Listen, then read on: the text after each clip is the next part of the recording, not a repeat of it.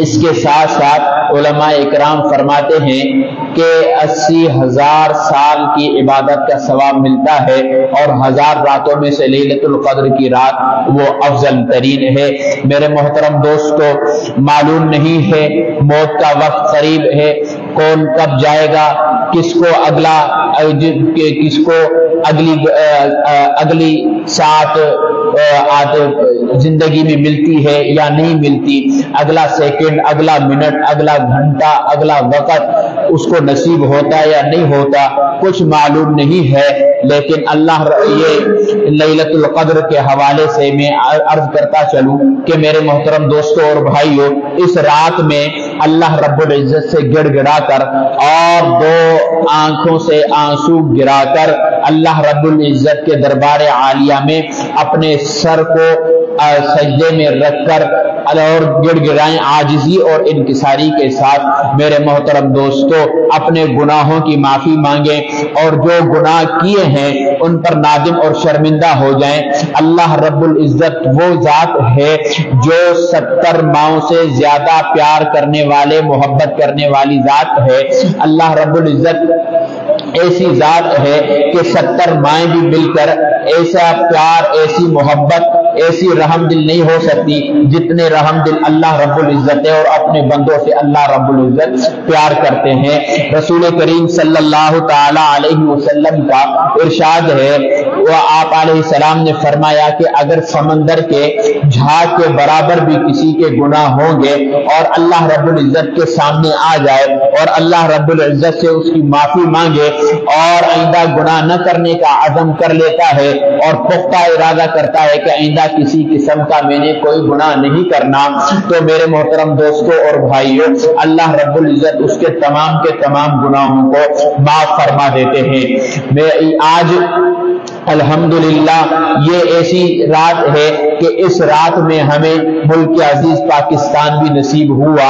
ویسے اگر ہم دیکھتے ہیں تو 14 اگست کو ہم یوم آزادی کے حوالے سے دن مناتے ہیں، لیکن ہم نے اسلامی مہینے کو نہیں دیکھا۔ اگر ہم دیکھیں تو 27 رمضان المبارک کی شب یہ ہمیں یوم آزادی نصیب ہوئی ہے۔ 14 اگست 27 رمضان المبارک کو یہ پاکستان وجود میں آیا۔ میرے محترم دوستوں اور بھائیوں، آج بندہ کتنا تکبر میں ہے، کتنے غرور میں ہے اور کتنی موج مستیوں میں لگا ہوا ہے کہ ایک غلیظ قطرے سے بنا ہوا اور اس سے پیدا ایسا غلیظ قطرہ کہ اگر وہ ہمارے جسم سے نکل جائے تو جسم ناپاک رہتا ہے، اگر وہ کپڑوں کو لگ جائے تو کپڑے ناپاک ہو جاتے ہیں۔ آپ جب تک اس کے پاک نہیں ہوتے تو قرآن کو ہاتھ نہیں لگا سکتے۔ آپ اس قطرے کے نکلنے سے جب تک آپ اپنے آپ کو پاک صاف نہیں کرتے قرآن نہیں پڑھ سکتے، نماز نہیں پڑھ سکتے۔ اگر آپ کو طواف کرنا پڑا تو آپ طواف بھی نہیں کر سکتے یہاں تک کہ آپ پاک ہو جائیں۔ میرے محترم دوستو، لیکن دیکھو کہ بندے کو کتنی مغروری ہے، بندے کو کتنا تکبر ہے کہ وہ کیا کہتا ہے کہ جناب میرے پاس جو کچھ ہے سب کچھ میں ہوں، اور کیا ہے میرے محترم دوستو، یہ غرور، یہ تکبر، یہ سب کا سب یہی رہ جائے گا۔ آپ دیکھیں ذرا کہ آپ سے پہلے کتنے لوگ دنیا میں تھے، اب نہیں ہے، چلے گئے، دنیا سے چلے گئے، منو ٹنو زمین مٹی کے نیچے دب گئے، دفن ہو گئے، ان کی ہڈیاں گل گئی۔ میرے محترم دوستو، جاؤ ذرا ان کی قبروں پر کھڑے ہو کر پوچھ لینا کہ دو خبر کیا گزر رہی ہے تم پر۔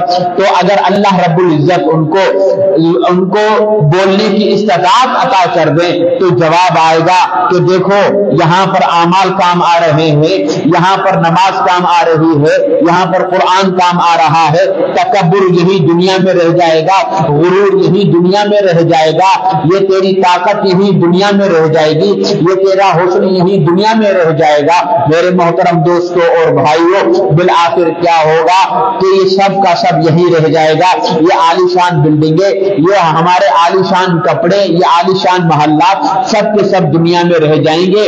جنازہ اٹھایا ہوا ہے، لے جانے والے بیٹے بھی ہیں، لے جانے والے بھائی بھی ہیں، لے جانے والوں میں سے ممکن ہے کہ اگر بیٹے کا جنازہ ہے تو باپ ہے، باپ کا جنازہ ہے تو بیٹے بھی ہیں اور دیگر رشتے دار ہیں، جا کر دفناتے ہیں۔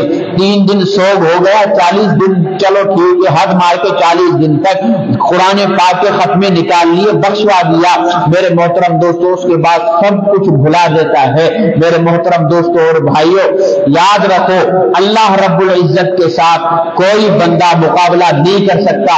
اللہ کی طاقت ایسی ہے کہ اللہ کی طاقت کا کوئی مقابلہ نہیں کر سکتا۔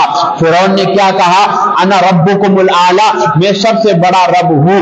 میرے محترم دوستو اللہ نے اس کو اپنی طاقت دکھائی، اللہ نے اس کو اپنی قوت دکھائی اور اس کو تباہ کر دیا، اس کو غرق کر دیا۔ نمرود کون تھا؟ نمرود نے خدائی کا دعویٰ کیا تھا۔ ایک لنگڑے مچھر سے اللہ رب العزت نے نمرود کو ایک لنگڑے مچھر کو ذریعہ بنایا نمرود کی موت۔ یہ وہ نمرود ہے جس نے خدائی کا دعویٰ کیا۔ ایک وقت آیا اپنی رعایا کو یہ کہا کہ میرے سر پر جوتے مارو تاکہ یہ مچھر نکلے۔ میرے محترم دوستو تڑپ تڑپ کر مر گیا۔ شداد کو کون نہیں جانتا ہوگا جس نے اپنی جنت بنائی تھی لیکن اس نے وہ جنت نہیں دیکھی۔ میرے محترم دوستو اس کا ایک پاؤں اندر اور ایک پاؤں اس کی جنت کے اندر تھا اور دوسرا پاؤں اس سے باہر تھا۔ موت کے فرشتے نے آ کر وہیں پکڑ لیا۔ میرے محترم دوستو اور بھائیوں، اس لیے آج کی رات اللہ رب العزت کے سامنے آ جائیں، اللہ رب العزت کے سامنے گڑ گڑائیں۔ جو گناہ ہوئے، جیسے گناہ ہوئے، ظاہراً ہوئے باطناً ہوئے، جس طرح سے بھی ہوئے، چھپ کر کیے ہیں یا ظاہراً کیے ہیں، جو بھی کیے ہیں، جس طرح سے بھی کیے ہیں، ان سب گناہوں کی معافی مانگ لے، چاہے صغیرہ ہو یا کبیرہ ہو۔ میرے محترم دوستوں اور بھائیوں، ان تمام گناہوں کی معافی مانگ لے، اللہ کو راضی کر لے۔ آج آپ نے دیکھا ہوگا آج یہ بربادی، آج یہ مہنگائیوں کے طوفان، آج یہ سب کچھ کیوں ہو رہا ہے؟ اس لیے کہ اللہ ناراض ہو گیا ہے۔ اللہ کو راضی کرنے کے لیے آپ نے اور ہم نے فکر کرنی ہے کہ اللہ کو راضی کس طرح کرے۔ یاد نہیں ہے آپ حضرات کو آج سے 3 سال پہلے، 3-4 سال پہلے، سن 2020 میں یا 21 میں کرونا کی وبا کیسی پھیلی ہوئی تھی؟ مساجد کے دروازے بند کر دیے تھے، مساجد کے اندر نمازی کم ہو گئے تھے۔ میرے محترم دوستوں نمازی دروازے بجا بجا کر تھک جاتے تھے، مجال کے دروازوں کو کھول دیا جائے۔ میں بتاتا چلوں کہ میرے محترم دوستوں یہ اللہ رب العزت نے کرم کیا کہ پاکستان میں تب بھی نمازی حضرات اپنی مسجدوں میں آتے تھے۔ علماء نے کوشش کی کہ بھائی ہم SOPs کا ماحول SOPs بنائیں گے، ہر چیز کریں گے، نمازی حضرات مساجد میں آئے، جائیں جا کر جہاں 24 گھنٹے طواف چلتا رہا، سوائے نماز کے وقت نہیں رکتا طواف، وہاں طواف بند ہو گیا۔ جہاں لاکھوں بندے نماز پڑھتے ہوں میرے محترم دوستوں وہاں نماز صرف ائمہ حرمین آپ کو نظر آتے ہیں۔ وہ کیا وجہ تھی کہ مسجد نبوی کے ایک امام صاحب دوران خطبہ مسجد نبوی کو خالی دیکھ کر بلک بلک کر رو پڑے ہیں، ان سے نماز نہیں پڑھائی جا رہی۔ یہ خدا کا عذاب ہے نہیں تو اور کیا ہے؟ میرے محترم دوستوں ابھی ڈینگی چل رہا تھا، یہ ڈینگی بھی خدا کا عذاب نہیں تو اور کیا ہے؟ ابھی چند دن پہلے کی بات ہے، چلو لگا لو کہ یہ 1 مہینہ پہلے کی بات ہوگی، صرف 2 منٹ زمین ہلی ہے، صرف 2 منٹ زمین ہلی ہے، لوگوں کی چیخیں نکلی ہیں لیکن لوگ باز نہیں آئے، زنا سے باز نہیں آئے، چوری سے باز نہیں آئے، غیبت سے باز نہیں آئے، جھوٹ سے باز نہیں آئے۔ کیوں میرے محترم دوستوں اور بھائیوں؟ اس لیے کہ انہوں نے کہا چلو یہ وقتی طور پر تھا، جب ہوگا کہ تب دیکھ لیں گے، موت کا کوئی بھروسہ نہیں ہوتا۔ اگر تو نے کہہ دیا، تو یہ کہہ رہا ہے یہ وقتی طور پر تھا، بعد میں دیکھیں گے آیا تو، اگر بعد میں مہلت ہی نہیں ملے تو کیا کرو گے؟ میرے محترم دوستوں جو وقت اللہ نے دیا ہے آپ حضرات اس وقت کے اندر اللہ کو راضی کر لو، ہم راضی کریں، آپ راضی کریں، آپ کے گھر والے راضی کریں، ہمارے گھر والے راضی کریں۔ میرے محترم دوستوں اور بھائیوں جب اللہ راضی تو دنیا راضی ہو جائے گی، جب اللہ ناراض تو دنیا بھی ناراض ہو جائے گی۔ میرے محترم دوستوں اور بھائیوں میرے محترم دوستوں اور بھائیوں، اللہ رب العزت کو راضی کر لو۔ اللہ رب العزت اگر راضی ہو گئے تو سارا جہان راضی ہے۔ ویسے ایک بات بتا دوں آپ حضرات کو، سارے لوگ نمازی بن جائے، متقی بن جائے، عبادت گزار بن جائیں، روزے دار بن جائیں، اور ان میں سے ایک بندہ برا ہو، تب بھی اللہ کی بادشاہیت میں کوئی فرق باقی نہیں آئے گا۔ اللہ کی اللہ